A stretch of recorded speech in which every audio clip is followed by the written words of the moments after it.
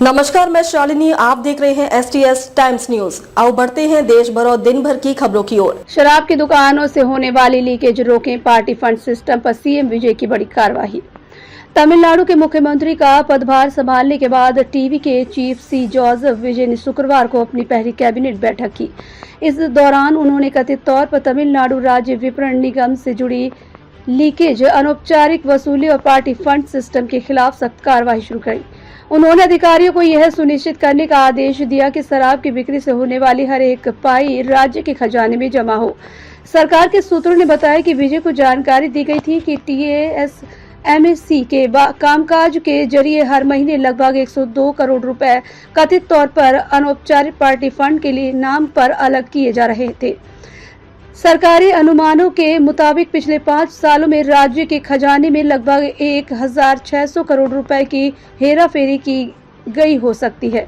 सूत्रों का कहना है कि इससे DMK द्वारा TASMAC के कथित इस्तेमाल पर भी सबकी नजरें और जांच पड़ताल केंद्रित हो गई हैं।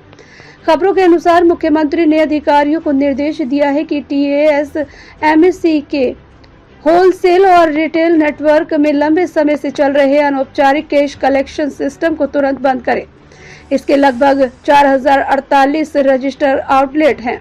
इन सुधारों की देखरेख निषेध और आबकारी मंत्री के विघ्नेश कर रहे हैं। 37 साल के विघ्नेश पहली बार मंत्री बने और साधारण बैकग्राउंड से आते हैं। बताया जाता है कि केबल डिस्ट्रीब्यूशन के बिजनेस और बाद में राजनीति में आने से पहले अपने माता पिता की चाय की दुकान चलाते थे। मंत्री के विघ्नेश का कहना है कि मंत्री ने कैबिनेट बैठक में साफ कर दिया है कि उनकी सरकार को भ्रष्टाचार या लोगों की तकलीफ से होने वाली कमाई की जरूरत नहीं है। उनका निर्देश सीधा था कि पैसे की बर्बादी या चोरी को तुरंत रोकें और लोगों का पैसा सरकारी खजाने में वापस आए।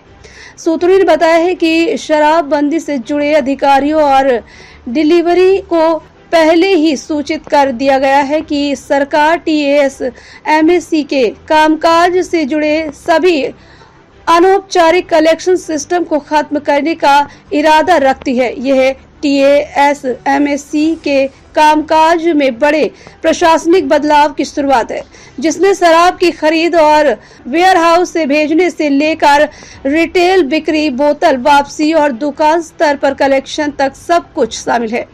आबकारी विभाग के सूत्रों के अनुसार TASMAC सप्लाई चेन में लगभग 2 दशकों से अधिक तौर पर अनौपचारिक वसूली एक व्यवस्था का रूप ले चुकी है। अधिकारियों ने बताया कि तमिलनाडु में शराब की सप्लाई बोतलों के साइज के आधार पर स्टैंडर्ड केस में की जाती है।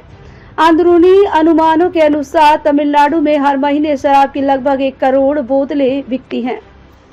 एक अधिकारी ने कहा कि अगर 1 लाख बोतलें बिकती थी तो असल में सिर्फ 60,000 बोतलें ही सिस्टम में वापस आती थी। बाकी जमा की गई बोतलों का कोई हिसाब किताब नहीं होता था। भ्रष्टाचार का एक बड़ा हिस्सा यही होता था। अधिकारियों का अनुमान है कि सिर्फ बोतल वापसी कलेक्शन से जुड़ी अनियमितताओं के कारण हर महीने लगभग 300 करोड़ रुपए का भ्रष्टाचार हुआ होगा। सरकार अब 10 रुपए की डिपॉजिट राशि को अधिकतम खुदरा मूल्य यानी MRP में शामिल करने या लीकेज को रोकने के लिए डिजिटल रिमांड सिस्टम शुरू करने के प्रस्तावों पर विचार कर रही है।